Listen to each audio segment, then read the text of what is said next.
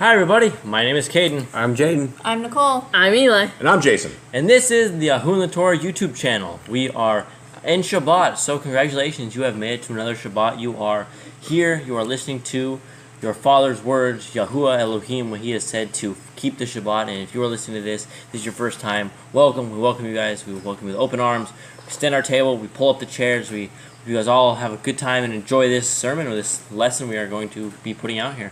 Yeah, absolutely. So a lot of people, if you're new to this channel, a lot of people have grown up in a doctrination that says the laws, statutes, and commands of our Creator have been put on the cross, that they no longer apply to us. And we are those people who actually say that is 100% incorrect. And in fact, we say that because we have looked through the Scriptures from front of the cover to the back of the cover, and nowhere in the Scriptures anywhere does it say that the laws, statutes, and commands of our Creator are gone. And so if they're not gone, that must mean they still apply to us today, because some of the things, how we know they are not gone is because it says for all generations. And in fact, it doesn't say that one time or two times or three times, but it says that many, many, many times that the commands and laws and regulations and the judgments and the statutes and the things of our Creator are for all time. And if they are all for all time, we are to write them upon our hearts, minds, and souls. We're supposed to write them on the frontlets of our eyes. We're supposed to put them on the doorposts. We're supposed to put them on our gates. They're supposed to be everything that we are involved into. In fact, it's how we are supposed to rise up in the morning. We are supposed to be thinking about Yah. We're supposed to be thinking about His laws, statutes, and commands. And we're supposed to have this everywhere. Our life is something. Jaden said a while ago that this is a lifestyle. And it is absolutely a lifestyle because you must be in sync with our Creator. And if you are not in sync with our Creator, that means you're walking contrary to how our Creator wants us to live. And so before we begin, I don't think we have anyone in here yet, but let's begin with actually going over the laws, statutes, and commands of our Creator before we open in prayer. And we got the Grand. Hey, Shabbat Shalom, the Grand. Much love to you out there. And Nicole pasted YHWH and the Torah, which YHWH and the Torah is from this, where it is our Google Doc. And so let us begin. Kate, let's just go around the table and just read these off. Let's just read the laws of God. And this is the folks who are out there. If we were back in a tabernacle back in the days on a Shabbat, we would be going and we would be listening to the Torah. So this is a lot like back in the days. So if you guys are wondering what it was like back then, it's something like it is today. So let's begin. The very first commandment is what, Jaden? Be fruitful. Let's go around the table. Multiply. Multiply, but into the mic, son. Multiply. Kate. Replenish the earth. Over the Tree is Women should build their own families. masters every move you. do not eat the blood. Walk before be perfect. Guard the covenant, laws, statutes, and commandments. All right, and hold on. Yeah, Grandy, we love you too. We thank you very, very much. We hope you're feeling good and your week went well. All right, number 11. Did we do that one? Yep. All right. Every male shall be circumcised 8 days old. Okay, so go a little slower than this because I'm spinning these really quick. Okay, every male child shall be circumcised at 8 days old. Teach your children the commands and guard the way of Yahuwah. Eli. Number 14. Remember Yahuwah's name for all generations. Yep. Keep the Passover. We're scrolling down. Number 16. Keep the feast of unleavened bread. This is a long one. Hold on, guys. I'm spinning this one. That's a long one. Okay, we got to go a little slower. This is going to look really bad live. Okay, Eli. 17. There's one Torah for the stranger. And what does that mean? It means that no matter if you are not a Yisraelite or if you are a Yisraelite, you will all have one Torah. We all keep the same exact commands. Right. Okay, Kate. Sanctify all firstborn to Yahuwah. Know my for Yah. Bring Yah's name to naught. Okay, how would we bring Yah's name to naught? Anyone? Taking His name in vain. Hey, Ladybird. Shalom, shalom. 21. Keep the Shabbat. Keep the Shabbat. And what do we've gone over this. If people are here today, they know how to keep the Shabbat. But what did we do yesterday, guys? We prepared it. We cooked all our food. We did all our work. We got everything ready that needs to be done for today. Yes. And so, yes. Or your parents. Eli, what's the problem? She was Mom's trying to do both. Oh, okay. Yeah, we're focused on yours, Eli. All right, going on that. What is 22, Eli? 22 is honor your parents. Oh, good. All right. 23? Do not kill. Do not break wedlock. Do not steal. Do not make false accusations against your neighbor. Do not cover anything of your neighbors. Covet. Covet. Do not covet anything of your neighbors. Now, why don't you want to covet neighbors, Jay? Because it's your neighbors. You don't want to take his stuff. And that leads to sin. If you're coveting, if it's on your mind, it's going to lead into a problem. It's going to lead into something you will not have control over. Yeah, Jade, will you maybe shut your door so the chickens aren't cheeping this loud? All right, 28. Do not make an altar from rock that a tool has touched. 29. Do not go to the altar by the steps. Okay. 30 is do not oppress the fatherless or widow. All right. 31. Do not eat what is torn of any beast. Report. Okay. That means you do not make a false report against your neighbor. You do not. It says here, you shall not raise a false report. Put not your hand with the wicked to be an unrighteous witness. Right. All right. Do not follow a multitude of evil. 34, Nicole. Don't judge unrighteous against the poor. Eli. Back your if you find it going astray. Of your Stay away from rumor, gossip. Commandment 9, do not stranger. And 40, give your Lord rest year. Mention any pagan names. Keep the feet. 3, do not make your good others milk. Obey your friends before you. Bow down to Elohim. 46, make other Elohim or outsiders of the land.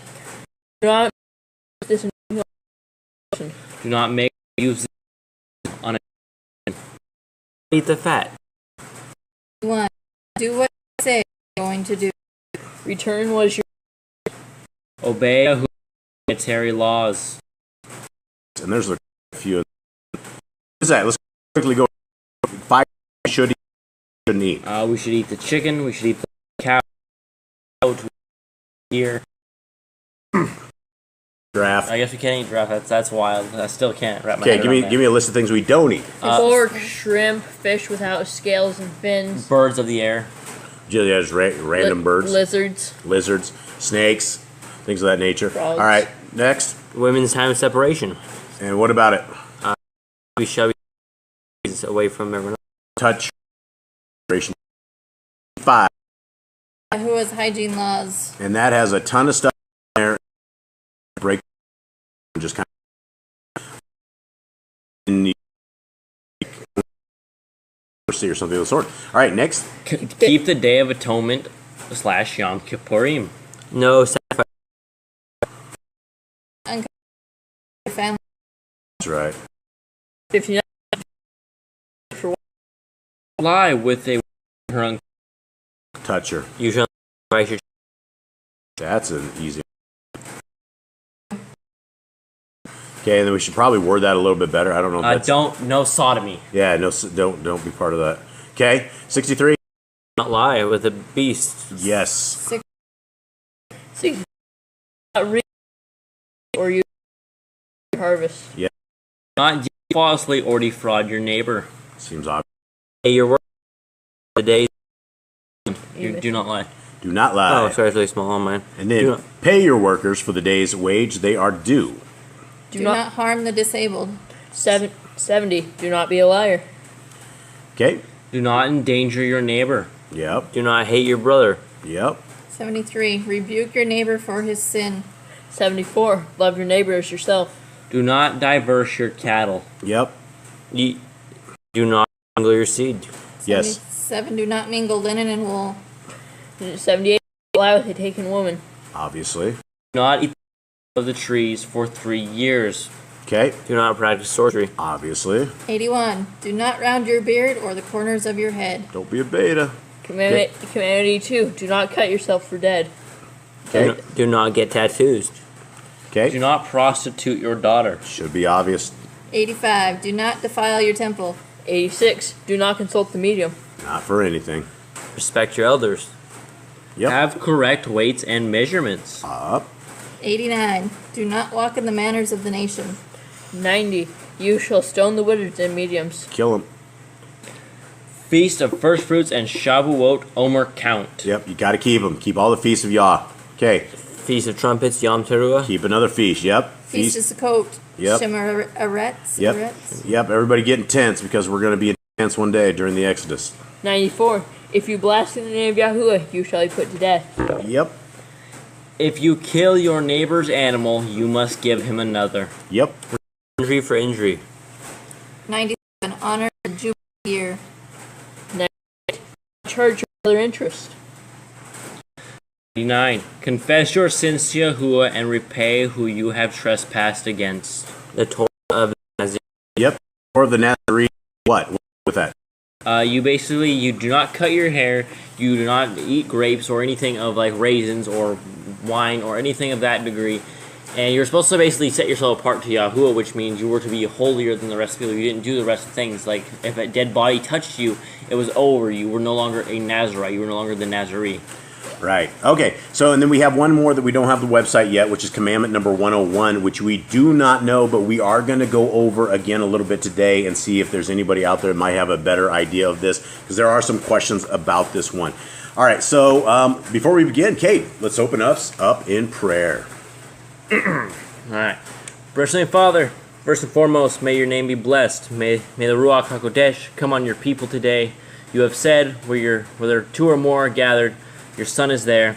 And we are here with our family, not physically, but virtually. Through the blood of Yahusha and through your Torah, our family is here. And we ask that the Ruach of listening, the Ruach of understanding and wisdom is here today on your people that are hearing this word. And that those who are new to this find something out of it. They are blessed, and that they get the Ruach HaKodesh, and they get the Ruach of willingness to obey your Torah. If there are any unclean spirits that are stopping the people from listening to your Torah, that they are removed, that the blood of Yahusha is washed over them, that your Torah is blessed, and that your Torah is for all generations. We thank you for this Shabbat, and we thank you that we have the ability to teach this. We have the ability to spend the time with our family virtually across the world. We thank you for everything you have done for us, and we ask all this in your Son's name. Amen. Amen. Beautiful. All right. So let's go over to the Sefer real quick, and I want to go over, it was Numbers 10, right? Numbers 10:10. 10:10. And I want to go over this real quick because we have some questions on this. This is the question right here. This is the one we didn't exactly know, and we've been debating this over the last couple of days because we did not know that there was not a Torah command that says, blow your shofar on the new moon. I don't know where I got that, but I guess I've been blowing my shofar on the new moon, and I guess I didn't know that it was not in there. But we do have precedent in where at, Eli? It is in Psalms 81. 81. And there's precedents everywhere that people are blowing their shofars and things of that nature. Guys, kill your devices so we don't kill any of the internet here, by the way. So this is what I want to go with. Let's go over into some questions that we had, and this isn't it right here. All right, and so what we have here from the people, from our friends and family, and so we were talking, Carla wrote this, and this was one thing that we were talking about in the show. The trumpets from Leviticus 10 were beaten with silver. They were hammered silver trumpets, and so it says that they are blowing the trumpet over a sacrifice. And so this is what we didn't know exactly what we're dealing with here. And so I found this very interesting. Carla says this: the sound of trumpet sound is like the sound of a shofar, right? Meaning of trumpet. Something that resembles a trumpet or its tonal quality, such as a funnel-shaped instrument, such as a megaphone for collecting, directing, or intensifying sound, a stentorian voice, a penetrating cry as of an elephant. What if the Israelites used the shofar in place of the trumpet? And could it be trumpets were reserved for Yah's Levitical priests to use? I believe that everyone else may not have been able to afford the metal to fashion a trumpet, so it is possible that a shofar to emulate the sound of the trumpet. Could this be a possibility? All right, and so before that, I want to go up a little bit here into Numbers 10 and show folks, this is right here what we're discussing right here. This is what they were required to do. And it says, make you 2 trumpets of silver, of a whole piece shall you make them, that you may use them for the calling of the assembly and for the journeying of the camps. And then a little bit down into 10, it talks about this, and it says, in your day of gladness, and in your solemn days, which we come out to be feast days, and in the beginnings of your months, ye shall blow the trumpets over your sending smoke offerings, and over the sacrifices of your peace offerings, that they may be to you for a memorial before your Elohim. I am Yahuwah Elohim. Sorry for the dog bark. So this is where we are trying to figure this out. And so we had another, and this was, sorry, Carla, let's see here. Right, Carla, much love on this. Thank you very much. And then we have Ori Pup. He says, I think Carla's making sense. I believe the trumpet was for priests and the shofar was for everyone in the assembly, but not sure myself. Lol. And I got to thinking about that as well. And what we're trying to figure out is, where is the command? Is this a command? And so let's go into one more here. This is from the Grand, and this is kind of a question too, so let's listen on here. It says, Shalom all. I was told not to blow the shofar for the weekly Shabbat. That's the first question, and she has question marks there. Do we have any commandment that says we should blow the shofar on a Shabbat? I don't recall, so no, I don't think so. But the Shabbat is called a what? A Feast. It is a feast. And so what is the command right here? It says, also in the day of your gladness. Okay, it's a day of gladness, right? Would that not say any day that you're happy that you would want to blow your shofar? What is the day of gladness? The day of gladness is every when day? you are happy, right? When you Yeah. are glad, right? Every day you should be glad. You have breath, you have the Ruach, you have salvation. You should be glad. Yeah, and so I guess that was the first one. And she was told not to blow the shofar for weekly Shabbat. Is there something wrong with blowing a shofar on Shabbat? I don't see it. I don't no. see it as a thing that is wrong. I don't know if it's commanded. Is there any problem with blowing a shofar? Sabbaths are also feasts, right? Sabbaths are also feasts. And it says, and in your set feasts. So.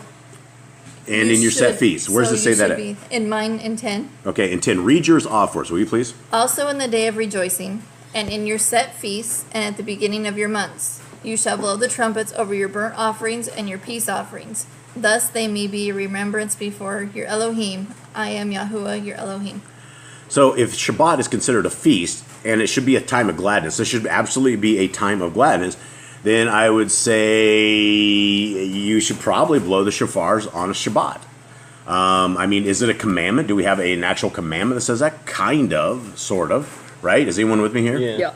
I think it's alluding to that we should do it. I think there might be something else to it. Like, Yeah, she was told not to blow the shofar, so I think that advice is probably incorrect. I don't see anything wrong with blowing it on the Shabbat. If you want to blow on the Shabbat, maybe that could blow it every day. Blow show it every Yahuwah day. you're blowing Yeah. your Shabbat. Yeah, show them your gladness. I mean, if you're blowing it for Yah, blow it all the time. All right, so here's the second question. What if the word, it's not a question, but what if the word trumpet should be translated differently? And, well, I mean, all of you guys in yours, you guys see trumpet, right? Mm-hmm. This was, and we're all dealing with a silver device that has to be hammered. So I don't think this trumpet, I know a lot of like the king, the trumpet is shofar, and they have like trumpet. So I think this is actually like a silver trumpet that we're talking about in this particular thing. All right, why do the people feel the need to process the manna? Is a question. Maybe so they weren't just eating straight manna all the time. Maybe so they had like different. Yeah, it's probably the same reason we just don't eat straight wheat berries. Yeah, I think it's like a flour, right? You just don't eat flour straight. It doesn't taste amazing. It's just you need to. Well, cook it this up. was, I think it came down as kind of a wafer or like a, remember how it looked like? What do we have? Coriander seed, a little round seed. So, Hold on, go back. go back. The Grand says, what did the people do at Jericho? I think the priests blew the trumpets and the people shouted. Yeah, I bet they blow shofars, though. I mean, didn't they blow shofars on I think that was all about the shofar. I don't recall at this moment. I don't know on that. Okay, back to this. Why do the people feel the need to process the manna? Because you can make everything out of it, right? You can basically. Different flavors, different variety. I don't You think could add just stuff ate to the it. seed straight.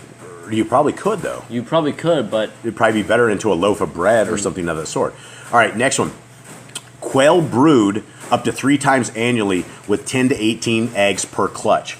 that's a lot. Yeah, well, that's not really, because you're only talking they brood. That means they are have having hens or having whatever the baby quails are 3 times a year. So it's only 3 times a year.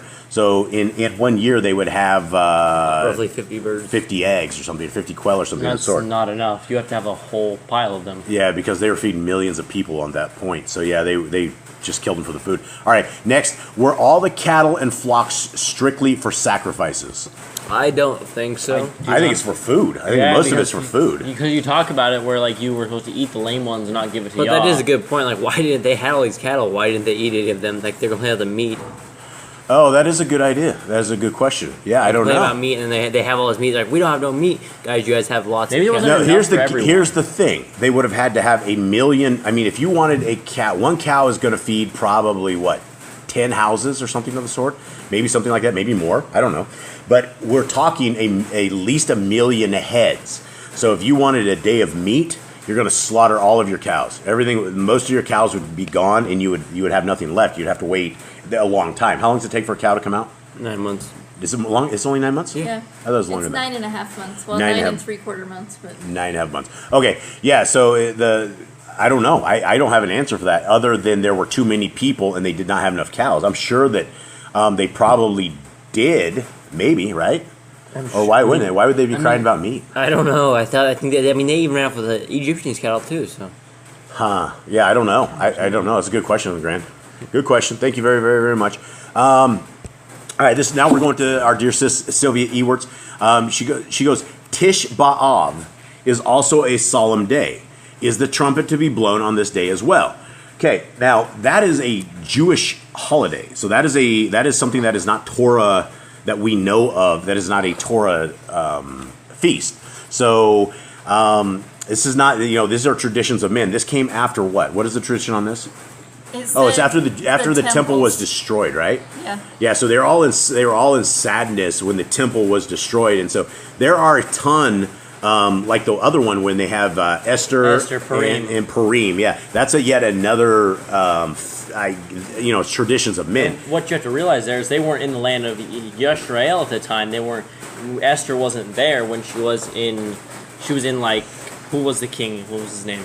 Darius, yeah. And she was not in the Yisrael at the time. They were all in captivity, so she made a whole new holiday based off their own traditions called Purim. Right. But everyone still celebrated it as a remembrance of the time Esther saved them all, which there probably wasn't anything wrong with celebrating that day, but it's not commanded. It's probably something that is not the best to celebrate. Yeah, it's definitely not a command of Yah. It's not a feast of Yah, and we want to keep Yah's feast. And so Tish B'Av is yet another, it's a Jewish thing. And we're definitely not Jews. We Jews do keep other books. They keep like 25 other books called the Talmud, and is an evil set of books, and we shouldn't be even involving ourselves in any of their stuff, including their Kabbalah and their Jewish mysticism. There's some crazy stuff that they came out of Babylon with that they use to this day, where they actually control and they harness demons using their Kabbalah. So totally evil, demonic stuff. So yeah, we probably shouldn't be blowing the trumpets on that. Maybe. I mean, I don't know if you're in good spirits and you're happy about it, but just probably shouldn't be keeping the stuff that we shouldn't be. All right, and then this is her last comment, was the spiritual warfare is getting intense as well as the evil is increasing. Shouldn't the trumpets be blown as well? I would say yes. I would say we should be demon tossing and blowing trumpets as much as possible. And if we did not have 10 pit bulls here, we would definitely be blowing these shofars like all the time, probably. I mean, I'd probably blow it in the morning or something, definitely blow it on Shabbat. But every time we blow it here, there's a chance one of us is going to end up in the ICU or something. So we have to be very, very careful when we do this and contain the animals. All right, so that was it. Thank you guys very, very, very much on that. Let's get into today's reading, and I am going to break into my handy dandy split screen. Thank you, everybody. Thank you. And here we go.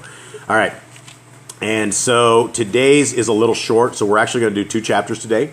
And we shall see what is going to become of this.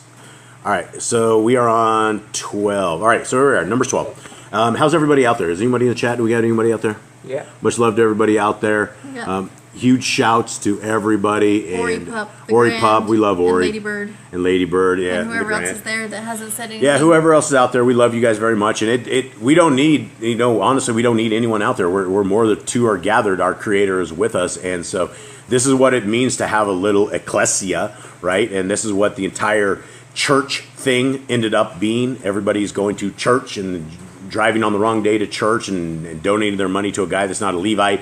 But we weren't called to do that. We were called to get into little congregations just like this. And so just one or two folks out there, that's all we need. And yes, that's all we need. All right, Numbers 12. You ready, Eli? And I got Eli. I got Kate to my left. I got Jay to my straight across. I have Nicole diagonal, and I have Eli as my right-hand wingman. He runs the Bible at the top. So we have 3 different versions here. And the 2 big boys, they're reading out of YHWH Scriptures. So let's get to the bottom of this. Numbers 12. And Miriam and Aaron spoke against Moshe because of the Cushite woman whom he had married, for he had married a Cushite woman. All right, let's pause right there because that is a huge thing right there, right? He was married before to a Midianite. Midianite. So this is a second wife. This is a second wife. Do we know if Moshe's wife was dead at this point or not? It never stated, so no. Do we know any point that we know Moshe's wife died? We have no records other than before in Jasher where he married her, where she saved him, and the whole circumcision thing right before they made it to Egypt thing happened. That's all we have of basically the records for Zipporah. So as far as we could say, this could be Moshe's second wife. And so Aaron and Miriam, they were upset about this. Why would they be upset about this? Yeah, I don't think they'd be upset if it was the same exact wife if he had this entire time for like 40 years. Right, no, this is definitely not the same wife. Why are they upset about this? Well, it's down below, I think it's more of a jealousy thing. They're just trying to find a reason to hate him. They're just finding a reason to slander him. Were we to deal with Cushite people, I mean Amorites and all the people outside of the main tribes? I mean, there's some of them that joined Yahshua, so maybe. Maybe. All right, let's go into 2. And they said, has Yahuwah indeed spoken only by Moshe? Has he not spoken also by us? And Yahuwah heard it? Now if everyone notices, everything in parentheses is a translator's adding, right? So verse 3 did not exist. Somewhere along the line, in any of these versions, it's all in parentheses. And so it says, now the man Moshe was very meek, above all the men which were upon the face of the earth. And I assume he was. I assume he was a pretty humble dude, right? He was the man. He was definitely the man to be able to talk to Yah. And Yahuwah spoke suddenly unto El Moshe, and unto El Aaron, and Miriam, come out, ye 3, unto the tabernacle of the assembly. And they 3 came out. Now, can you imagine what their hearts were probably doing at this point? They're probably stunk. Like, It's like it comes to the point where you have to think like they're in the they know Yah is like all around them and hear them complaining and hear them all this stuff, and they're like complaining against the man who's literally speaking with Yah for like 40, 80 days on end, and he's just sitting there. And this would be something like, boys, sit down. Yeah, that's it. That's what I would encourage you. Sit down. We need to talk. Oh boy, what have we done? Right. Yeah. Okay. And Yahuwah came down in the pillar of the cloud, and stood in the door of the tabernacle, and called Aaron and Miriam, and they both came forth. And he said, hear now my words. If there be a prophet among you, I, Yahuwah, will make myself known unto him in a vision, and will speak unto him in a dream. My servant Moshe is not so, who is faithful in all my house. That sounded weird. All right, here, let me read it. Not so with my servant Moshe. He is trustworthy in all my house. So he basically said this man is above prophets. Yeah, basically said, if people think I want to talk to them, I will talk to them in vision, but I'll speak directly to Moses. He's my homie, basically. That's the man. That's my man, Moshe. The Grand wants to know, was Moshe's son by Zipporah were part of the priesthood? No, I don't think they were, because they weren't full Levites. I think somewhere talked about Gershom, his son, helping with it, but I think it was just Aaron's son, because they were full Levites. Yeah, I don't think Moshe ever did anything other than guide them on this thing. I think it was mostly Aaron and the other side. I don't think Moses was actually dealt with the sacrifice or anything. Yeah, but we don't know for exactly sure. I think later, somewhere in there, I remember something about Gershom helping with the priest and like that. Mm-hmm. Okay, so anyway, in verse 7 he says, my servant's the man, and he's not so who's faithful. All right, 8, with him will I speak mouth to mouth, even apparently, and not in dark speeches, and the similitude of Yahuwah shall be beheld. Wherefore, then were ye not afraid to speak against my servant Moshe? So he just shut this whole thing down. Any rumors, anything that was about to start, he's like, no, Moses is my man. I will talk to him directly. I will speak to him normally. I won't speak to him riddles because there's always riddles. Yahweh always speaks to riddles throughout the prophets. You see the prophets, you have like Hosea, who was seeing plumb lines and things of that sort. He's like, what do you see? I see a plumb line. Well, this is this. This means that. There's a basket on this rock. And he's like, you just tell him straight up what's going to happen. I'll rain meat down for months on end. Yeah, and I find this very, very interesting because a lot of people are like, well, God doesn't exist because he's never come down and talk to me. It's never, if he wants me to know that he's there, he can come down and talk to me and look at all the evil in the world. If it weren't, he wouldn't, a real God of justice wouldn't allow this. Look, he says right here, I guess we would consider ourselves to be lucky as if we have a dream. And Yah, it's a dream from Yah, right? Because that's how he says right there, I speak to people. And he also says in not dark speeches. And if you listen to Ezra, like when Ezra in 2nd Ezra or in 4th in this, it's pretty grim. The way everything, it's almost in, I don't know, I guess dark speeches is a good word for it. It's hard to understand things that aren't always clear. But he says right here, I speak right to my man, and he gets it. And so, very important stuff. And the anger of Yahuwah was kindled against them, and he departed. And the cloud departed off of the tabernacle. And behold, Miriam became leprous, white as snow. And Aaron looked upon Miriam, and behold, she was leprous. And Aaron said unto Moshe, Alas, my Adonai, I beseech you, lay not the sin upon us, wherein we have done foolishly, and wherein we have sinned. And Moshe's the real man, right? He's the dude. He's just got rode on. Yah came down and broke that band up, down. Broke the band, and now his sister is owned. Let her not be as one dead, of whom the flesh is half consumed when he comes out of his mother's womb. And Moshe cried unto El Yahuwah, saying, Heal her now, O El, I beseech you. Wow, can you imagine that, being able to speak to Yah like that? Yah, heal her now, please, I ask you. And it happens, right? That's the power of Yah. It doesn't happen. Huh? It doesn't happen immediately. No, but that's okay. Well, it doesn't happen immediately. Well, it might happen immediately. No, but she's just unclean. She didn't say. I mean, I think she was healed. She was just unclean. Okay. And Yahuwah said unto Moshe, If her father had but spit in her face, should she not be ashamed 7 days? Let her be shut out from the camp 7 days, and after that, let her be received in again. So there's something there. So if you get spit on, you're unclean. Yeah, well, you spit on. I mean, what happened? Why is your father spitting on you? What have you become? It's like basically you have like he's like they were spitting on you and I spit back on them basically. Well, I mean, if your father spits on you, it's a bad. It's like he's turned disgrace beyond disgrace, right? He's like he's given up on you, right? Who spits on you, right? So there you go. And Miriam was shut out of the camp 7 days, and the people journeyed not till Miriam was brought in again. And afterward, the people were removed from Katzaroth and pitched in the wilderness of Paran. Okay, so any commandments? No. Just be careful of who you're rumbling against. Yeah, don't rumble against the wrong people. Don't be complaining about other people because something might happen to you. Yeah, don't take out Yah's people. That's a big thing. Is if somebody is on the side of Yah and you're going against them, remember the king. Remember the king, the Egyptian guy. Who was it? The one that everybody loved. This king. And the Egyptian king came riding out, and he's like, I'm on a mission from Yah. And he got into it, and he was killed. You guys remember that? Where was this, Jasher? No, this was in the regular Bible. What story is this, guys? You guys don't remember this? It was the king that everybody loved. Is that the one that went out and got hurt and then came back and Yahuwah told him not to go? Yeah, he went out anyway. I think that was... Oh, Hezekiah. No. That's I think it's King Judah. No, that wasn't the name. There was another one. I'll have to figure this one out. But everybody loved this guy. He was serving Yah. He took down all the stuff. And then a king from Egypt was like on a mission going to attacking other people. He's like, don't mess with me. I'm on a mission from Yah. And the Israel's king went out there and got killed. He killed him. And so everyone loved him. Like, who was it? Was that Asa? I don't think it was Asa. Asa was evil, dude. He was like, I think it started with... Asa was good. Asa was good. Yeah, Asa was good. Asa's one of the good ones. Oh, man, I can't remember this. We'll have to bring it up tomorrow. It wasn't Yehoshaphat, no. It wasn't one of the good ones. It's like Yoshi or something like that. Yeah, Yah told him not to go, but he went anyways. Yeah. And he got broken, and they put him in the chariot and took him back. And he was dead. That was... And then he died. I don't know. The prophets told him not to go out. And he, it was the prophet. He slapped it was Malachi. He slapped Malachi in the face, I think it was. I don't think this dude did that. This guy was awesome. No, so the two kings of Israel, Judah and full Israel, I remember they teamed up, they went together to war, but the king of Judah was told not to. That might be it.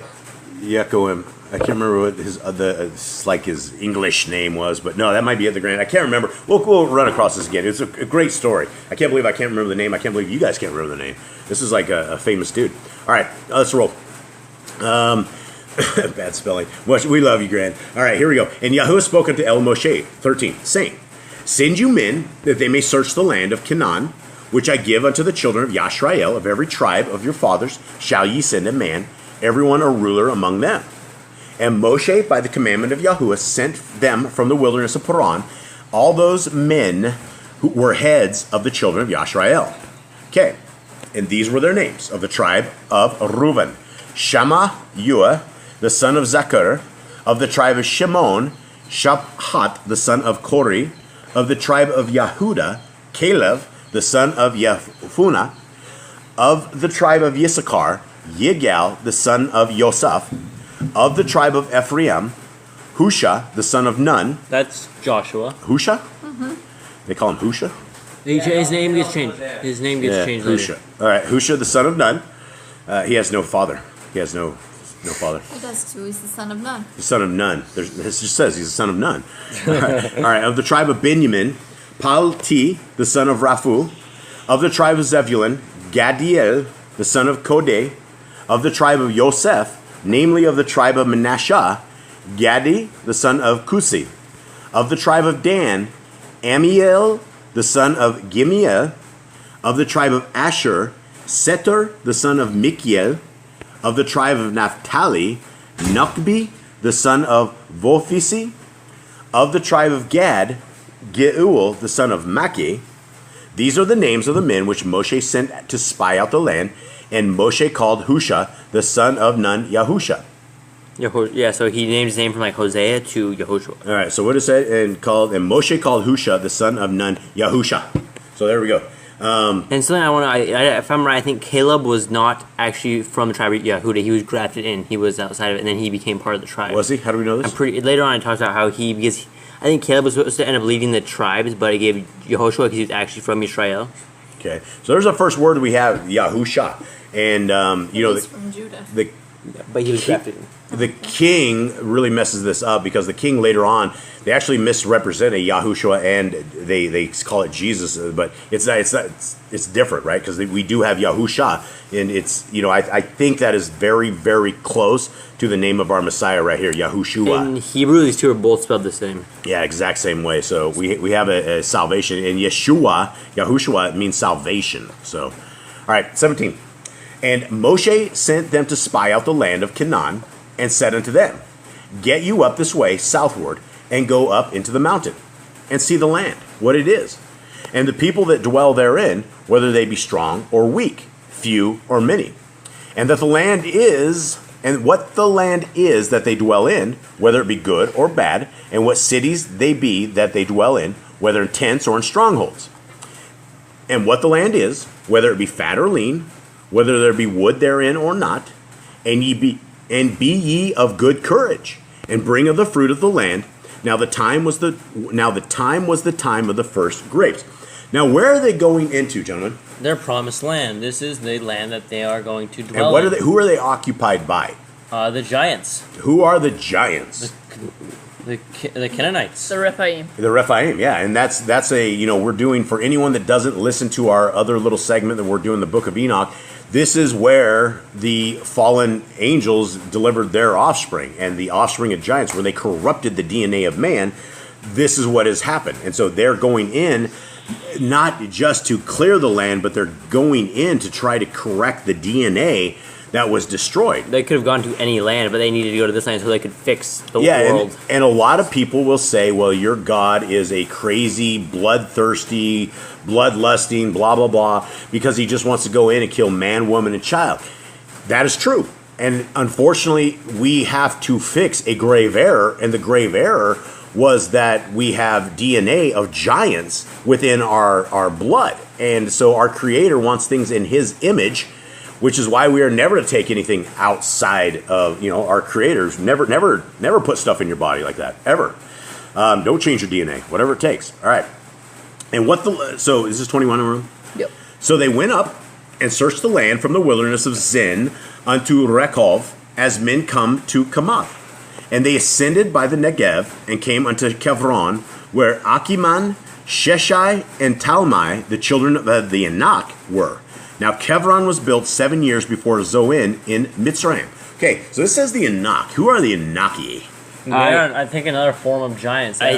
If you click on your thing, it says this Anakia. He's a Canaanite. Yeah, well, it's giant blood, right? I mean, these things are the Anaki are giants. Okay, and they came unto the brook of Eshcol and cut down from thence a branch with one cluster of grapes, and they bore it between two upon a staff, and they brought of the pomegranates and of the figs. That's a lot of grapes. Well, yeah, big grapes. Imagine that. It says they took a branch with one cluster of grapes, and it took two of them to do that. That was one. Either a lot of grapes or really big grapes. That was one heck of a set of grapes, right? That's some big grapes. Takes two people to do. Last a little bit. Yeah. The place was called Nakal Eshkol because of the cluster of grapes which the children of Yashrael cut down from thence. And they returned from searching out the land after 40 days. And they went and came to El Moshe, and to El Aaron, and to all the assembly of the children of Yashrael, unto the wilderness of Paran, to Kadesh, and brought back word unto them, and unto all the assembly, and showed them the fruit of the land. And they told him, and said, We came unto the land whither you sent us, and surely it flows with milk and honey, and this is the fruit of it. Nevertheless, the people be strong that dwell in the land, and the cities are walled, and very great. And moreover, we saw the children of the Anak there. So these were probably, they had only heard about the Anaki people and the giants in this. But Moshe told them a few verses above that they need to go in there and they need to be courageous. So they didn't take that courage, and they saw these giants, and they're like, there's no way we can deal with the giants. The Amalekim, so this is, let's see, what does this say? Yeah, Amalekites, the patriotically from Amalek, the Amalekim, or the descendants of the Amalek, dwell in the land of Negev, and the Chittim, and the Yevusuim, and the Emorium dwell in the mountains, and the Canaanium dwell by the sea, and by the coast of Yarden. So we have a bunch of big dudes, and they're all over. And Caleb stilled the people before Moshe and said, Let us go up at once and possess it, for we are well able to overcome it. Amazing. There you go.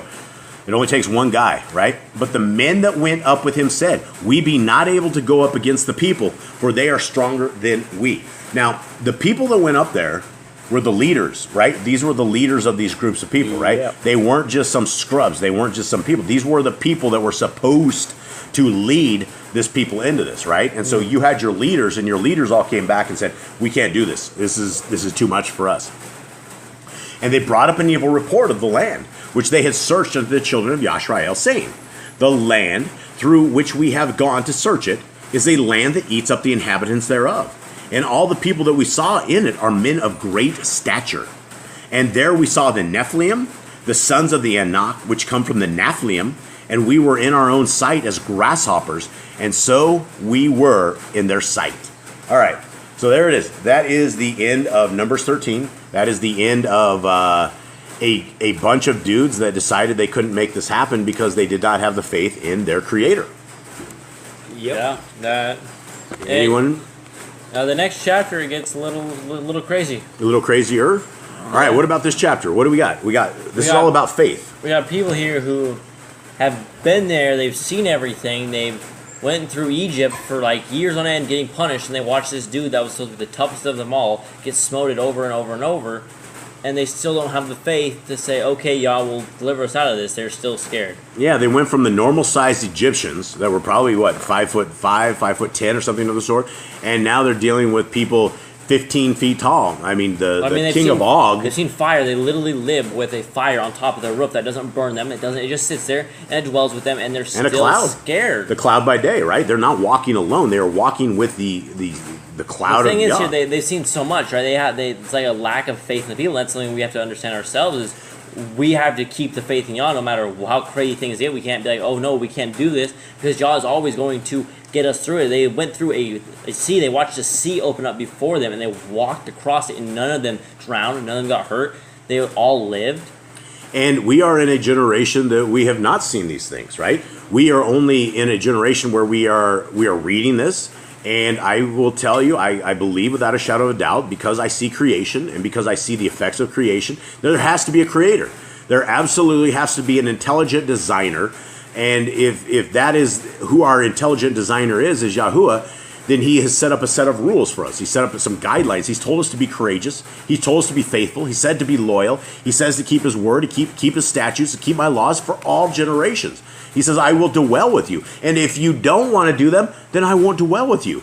And so I would rather live a life where our Creator abides by us as we abide in him, right? That is, it's a two-way street. It's not like he says, worship me, get on your knees, and you get nothing out of it. You get life, you get creation, you get families, you get everything good. You get the Torah, you get Messiah Yahushua. You have everything good, and there's nothing evil that comes from Yah, right? And yes, we were stuck on this plane, and unfortunately, we were stuck here with a whole bunch of fallen angels with a bad intent, but this is the lesson, and this is our test. Are we able to make it through this in these end times? Are we able to seek the Creator where he is to be found? Are we able to seek the kingdom where it is to be found? And we have to seek his righteousness, and there's no other way. And that is the way we got to do. So, yeah, everybody out there. Like the Grand said, it's hard to get rid of the Babylon within. It is hard to get rid of the Babylon within, and that's the problem with growing up. When we grew up in North America, Nicole and I lived our entire lives in North America. Our kids lived half of their lives in North America, but there's still Babylon in a lot of us. And our Creator will do everything impossible to seek us as we should be seeking him. Right? He has done everything. Right? Every single house has a Bible in it.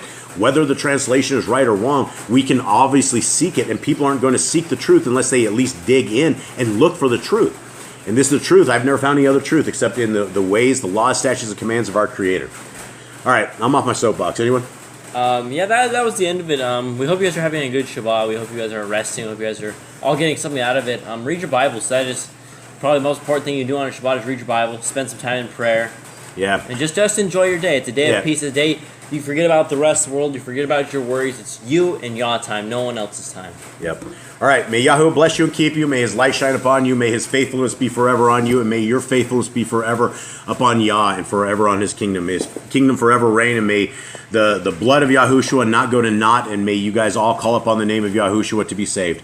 Much love to everybody out there. All right. Shalom. Shalom everybody. Shalom. Much love.